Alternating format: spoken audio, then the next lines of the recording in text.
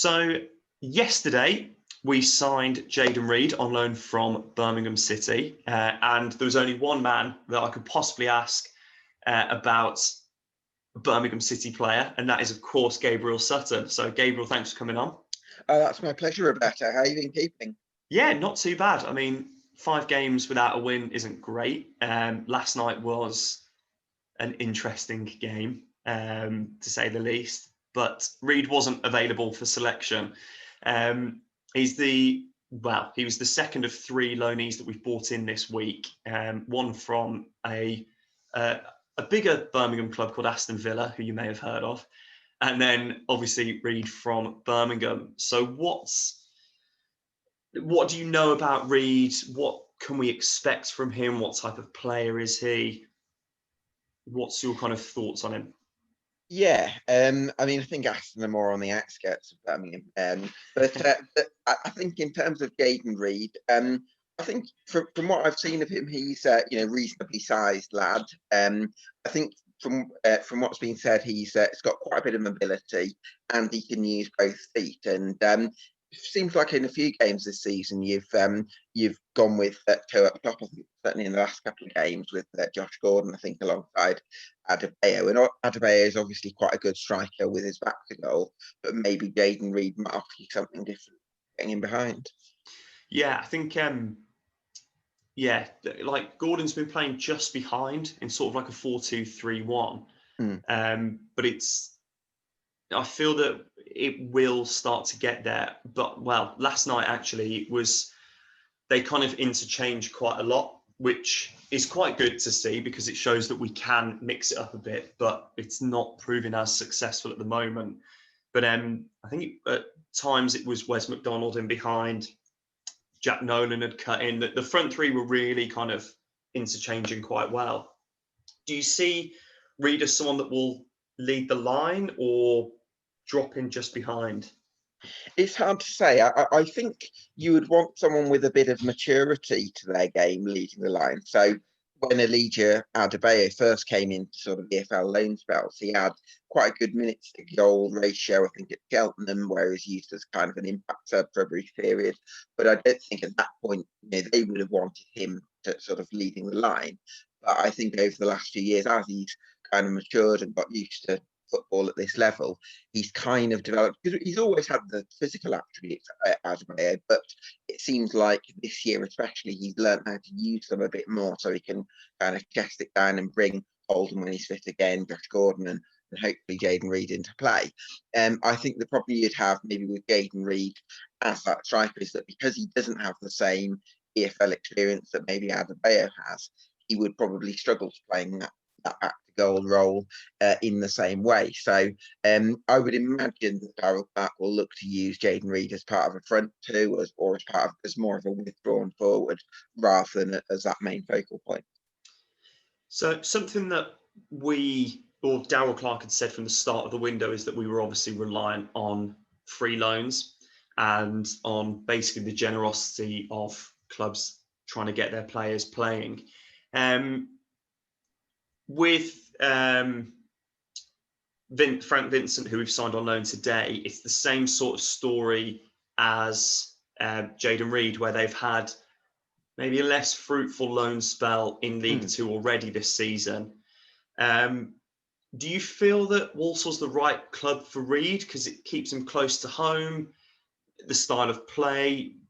Do you feel that it's going to be an improvement on what has been seen from him already in League Two this season? Yeah, I think so. I suppose sometimes we kind of, as football fans, we're kind of guilty of looking footballers as kind of robots where we look at what they can do in that 90 minutes. And sometimes we don't necessarily take account of that broader context. And I suppose if any of us were kind of 18 and moving into a different, I suppose thinking of university, I didn't go to university, but if you did go to university in a completely different place away from your family, it's going to take you a bit of time to adjust and get to grips with the work after that. So I think that maybe that's a factor with Jayden Reid going to Barrow. So some people have expressed a little bit of concern that he didn't score in any of his 12 appearances for Barrow. I don't think he started many. So you'd probably be being harsh to judge him too much on that. But yeah, I think being at Walsall, where much closer to home, will probably help him, and being close to his family, that's going to help his state of mind, I guess, as well. So, but yeah, worth taking that into account. So we've seen two players leave who we had on loan. Jake Scrimshaw was a bit of a blow after it's starting to show what he could do. But a player that we didn't see was Aidan George. Something that concerned and worried Walsall fans, and I don't know what as a with your kind of Birmingham City cap on here. Did you feel that was bad for the relationship between the two clubs, or just one of those things that obviously he wasn't seen as not good enough to play, but not the right type of player that we needed?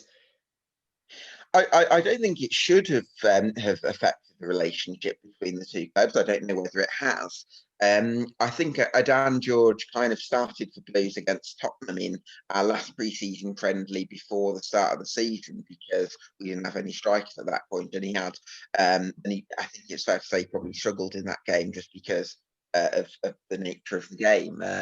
I think generally speaking, what you want as a loan player, sometimes there's this tendency to send a player out on loan and say, you've got to play a certain number of games. And I think there's something to be said for giving the player that the club has sent you out on loan to, giving them that opportunity. But at the same time, I think those players have got to earn the right for that opportunity. And Darrell Clarke didn't owe Dan George a starting spot in every game. And if he wasn't producing enough in training and things like that. So I think it's important that players prepare for football maybe at higher levels by really making sure they earn the right to play at lower levels. And if Dan George didn't do enough for Darrell Clarke, then that's the consequence that he's taken. Good analysis. It did concern us because in the previous few years, it did seem like our links with West Brom, with Aston Villa, with Birmingham City weren't as strong as they were maybe 5 years ago or longer, when we had sort of the Romain Sawyers coming through from West Brom and players like that. We weren't getting that talent through. Do you see now that this is, because it's been two loanees from Birmingham City this season, which, if memory serves me right, it's been a while since we actually did have a player on loan from you. Do you feel that this is kind of built up a relationship now, that Birmingham are quite, after a rockier spell, a staple League Two Championship side? We're very much still in League Two, that there's that gap now between the two, that your younger players are at our level. Do you think that's what's helped with it, or? I'm not sure. I suppose you might look at the appointment of Mike Taylor as the goalkeeping coach, and he's obviously very much a legend at Birmingham City. Funnily enough, my landlord actually plays golf with Mike Taylor and Darrell Clarke, so that's a funny one. But now that is one that that's how transfer rumours start, isn't it? Yeah, I won't be giving you any tidbits there, Rebecca. But yeah, Mike Taylor, I suppose, his connection with the club, and Matt Sadler to an extent as well. Whether that has anything to do with it, possibly does. But yeah, I mean, I think obviously Aston Villa have trusted you with some talented wingers. You obviously had Corey back at Taylor, who was just electric, wasn't he, in that relegation season? And then you signed Tyreek Wright, who's supposed to be quite highly rated, and supposed to be getting a lot of games for them under 23s, EFL Trophy and that kind of thing. So hopefully he's decent for you. So yeah, I think maybe some relationships are there. It's hard to say, but yeah, it certainly feels like given the geographical factors, that certainly plays a part.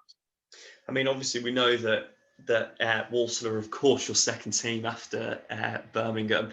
Are you happy to see younger players going to Walsall under Darrell Clarke, with the likes of, obviously, I know it's not goalkeeper related, but with the likes of Mike Taylor there, with Matt Sadler, that you Birmingham City fans know.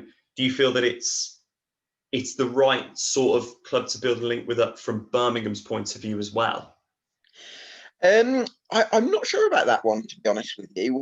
I've always thought of Darrell Clarke as someone who'll get the best out of players who he knows he can trust. I think that was the case for him at Bristol Rovers, where he kind of had a core of players that got him out of the National League, and then same group of players got them out of League Two, and same group of players kind of that got them to ninth in League One.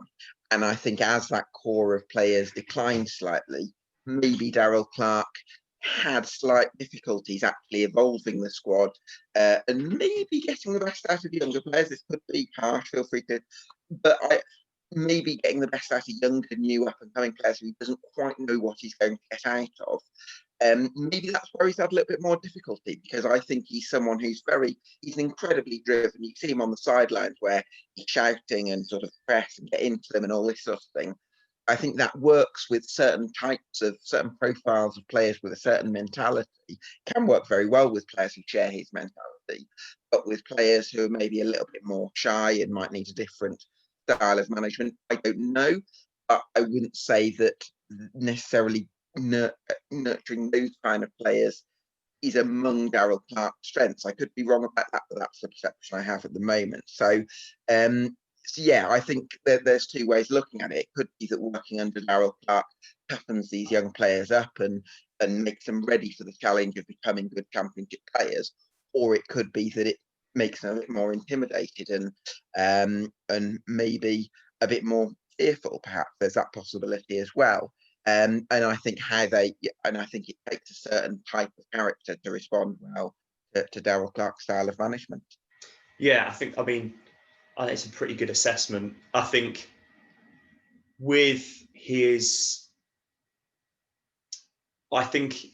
in terms of a loan sense, there's players that we've obviously had in the time that we've had Clarke.